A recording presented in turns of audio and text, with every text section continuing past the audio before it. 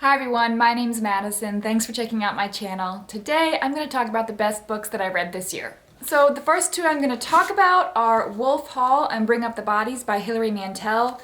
These are historical fiction about Tudor England and the wives of Henry VIII, although they're different than most historical fiction because Hilary Mantel chose Thomas Cromwell as her main character. He was one of the key players in the trials against Anne Boleyn and kind of getting her off the throne. And he is often perceived as a big bad guy in historical fiction and in history. And Hilary Mantel chose him as her main character, and it was brilliant. I loved these stories. I had held off for a long time to read them. I don't know why. I think I had Wolf Hall on my shelf for maybe a year before I finally picked it up. And then I just fell in love with her writing style.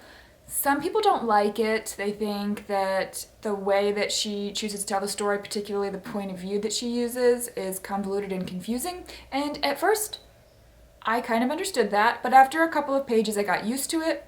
And what I found is that her writing style rooted me in the character. It gave me a very strong sense of who I was meant to be reading about, which was important because these stories are full of bombshell historical figures like Henry VIII and Anne Boleyn and among others. This is just a period in history full of characters that we know really well.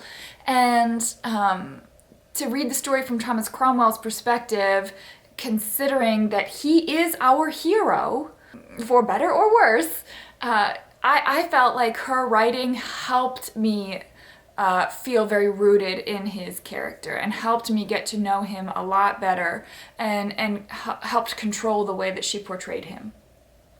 So I'm for it. I'm for the he Cromwell business. So she chose this very typical bad guy as her main character, and she does a beautiful job of making you love him, even though you know that he has some very sketchy qualities. And Bring Up the Bodies develops that even more. I really appreciated Bring Up the Bodies even more than Wolf Hall. You have the same great writing, but I felt like the plot was tighter because Bring Up the Bodies is actually about the trial and how Cromwell takes down Anne Boleyn, essentially. And again, that sounds like a really negative thing. But Hilary Mantel she builds Cromwell up as your main character, as your hero, and then she allows you to question his actions, and I just thought it was beautifully done. I can't wait to read the last book in the series. I asked for it for Christmas. Hopefully I get it, and I'll be able to read that this year. So I would definitely recommend these two books if you enjoy historical fiction. These are by far some of the best historical fiction that I have read. Definitely the best writing. I think I feel comfortable saying that. So they were some of my favorites this year. The second book I'm going to talk about is nonfiction. This is Into Thin Air by Jon Krakauer. This is the true story of Jon Krakauer's experience climbing Mount Everest during one of the most devastating and deadly summits in Everest's history. Jon Krakauer was asked to climb Everest with this particular team and write about his experience, so that's what he did. And he, in very typical Jon Krakauer fashion, he gives you a history of climbing Everest, then he jumps into the story itself, and he does a very good job of explaining the process, the stages of what it looks like at the beginning, middle, and end of the just getting to base camp. and then he gets into the actual day of the disaster where his team summits Everest and then what happens on the way back down. It was very, very well told. I personally think that one of the reasons it was so well told was because he wrote this book just like 6 months after he climbed Everest. And I feel like it was kind of cathartic for him. and he puts a lot into this story. And so it was just it was gripping and very well told. I also appreciated the complexity of the story. Jon Krakauer's experience, especially the night of the disaster, what he remembers happening is not what actually happened, and evidence over the next couple of days and months after the disaster proved that. And so he was challenged to try to figure out what actually happened to some of his friends. And so I enjoyed the honesty that he put into the story as he was trying to figure out what happened. Not everybody liked his telling of this story, particularly several of the other people who survived the climb wrote rebuttals to Jon Krakauer's version of events, and so Jon Krakauer puts an appendix in the end answering those rebuttals, and I enjoyed that as well because it gave me a fuller picture of his perspective.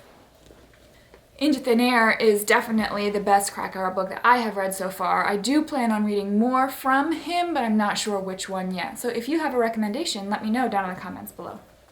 The last book I'm going to talk about today is Dracula. Now, friends, I never expected Dracula to be on my list. I'm really more of a Stephen King kind of horror, and I find that classic horror doesn't hold my attention as much. However, when we moved to Virginia, I don't know a lot of people here. We started going to a church, and I found out that that church had a book club. And so I thought, well, why not? I will go and try to make friends with people who love books, even if they were reading a book that I didn't think I was going to like. And I was totally wrong. The book was awesome. I did make some friends. I mean, I'm getting to know some people, but more importantly, the book was awesome.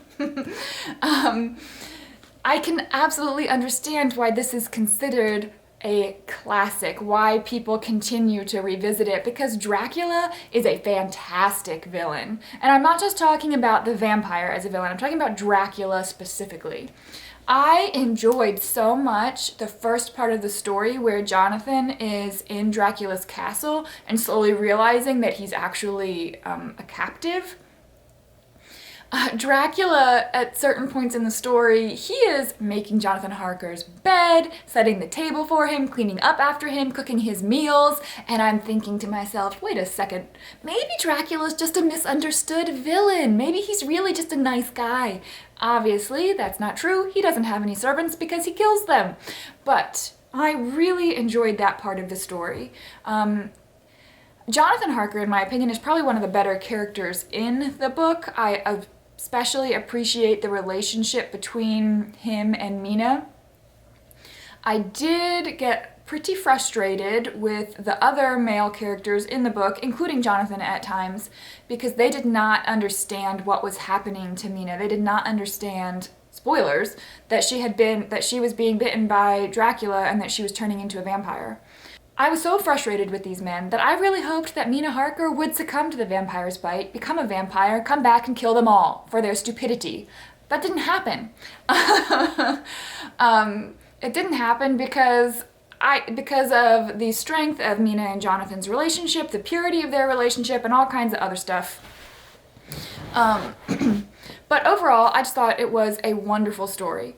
The ending of the story fell flat a little bit as well for me because Dracula is such a super villain. He has so many immense powers that I expected more of a showdown between him and our heroes. That doesn't really happen. The ending is pretty simple and seemed a little easy in my opinion, but overall the story was still wonderful. I have to say, I went to the book club. It's held at a church by some very conservative ladies who are wonderful people. But it was interesting to watch the leader of the group try to have a conversation about Dracula without saying words like sex and lust. You can't do it. And I don't try to. So I have to, try to remember that it's important to be kind to other people and their sensibilities, but also if you're going to choose to talk about Dracula, we're going to talk about it. That's what we're going to talk about. You can't talk about Dracula without having a conversation about sex and lust and relationships in Victorian England. So I just, especially contrasting Mina and Jonathan's relationship with the other relationships in the story, it was a fun read, and it definitely was one of the best books that I read this year. Okay, those are the best books that I read this year. I would love to know what were your favorites from this year. Let me know in the comments below. And have you read any of the books that I enjoyed, and tell me what you thought of them. Thanks so much for watching. I hope you all have a wonderful day, and I will see you soon. Bye.